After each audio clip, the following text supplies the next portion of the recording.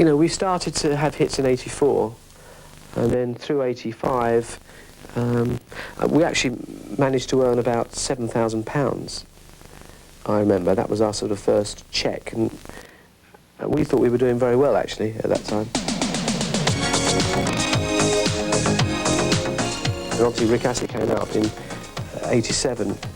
We're Never Gonna Give You Up, which #1 America and the UK and in 20 other territories around the world, and for us that was a very, very big earner. It's difficult to say how much we've earned out of any particular record, but I suppose by the time the end of '87 came along, we realised that we were millionaires, I should think, at that point. One record can earn you £1 million, easily. Over the years, even more, you know.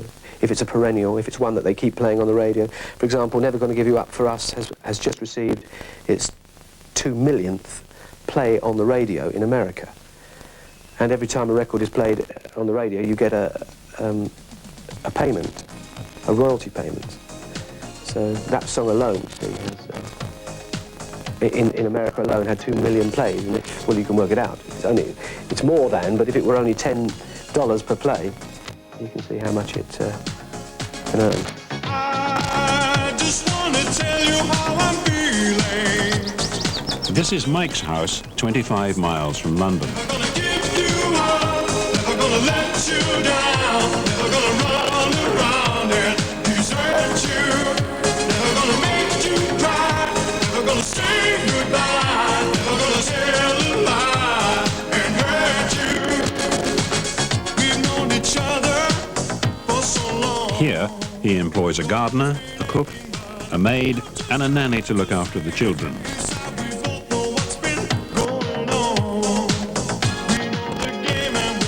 But as the money built up, the relationship with Pete Waterman came under increasing strain. Pete handled the business side of it. Unfortunately, he wanted to become a media personality. You know, he got a radio show for himself in Liverpool. Then he got this TV show, and you know, called The Hitman and Her. And I watched about 15 minutes of it once, and I was just embarrassed.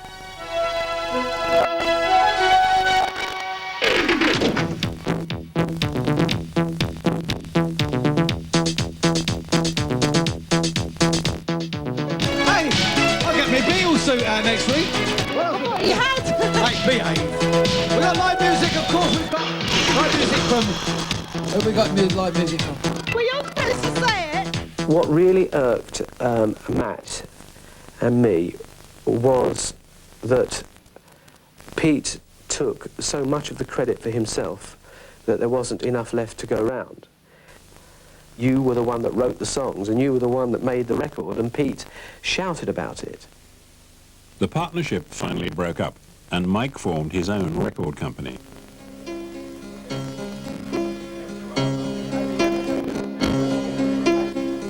Today, he and Matt are working together again without Pete Waterman.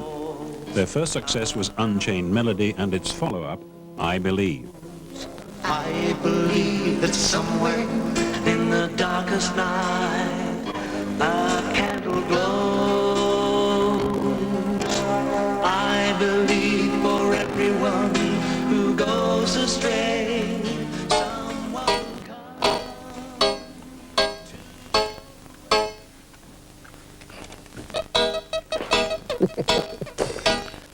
Yeah.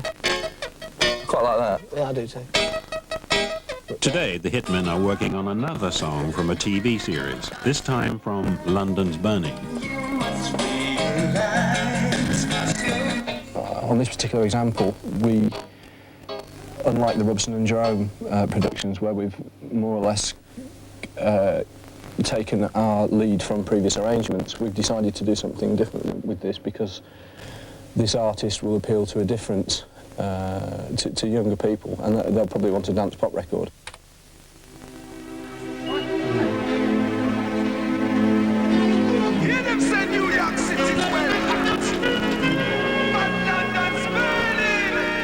They asked me how I knew my true love was true. Oh, I of course replied, something here inside cannot be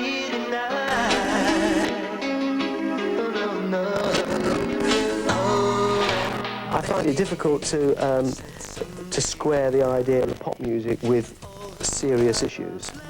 To me, pop music was always fun. As a kid, the things that I liked were always pop songs, and they were generally about having a good time, being in love or not being in love, or wanting to be in love. Basically, two songs. You're either happy or you're unhappy.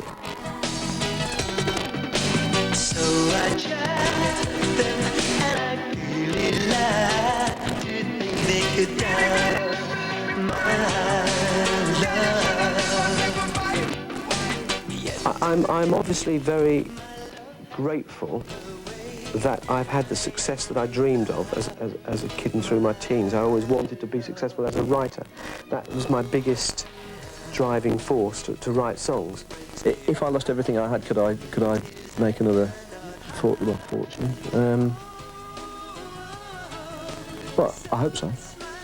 I would like to think so. But it's not all about money, is it? Smoke, it's in your eyes.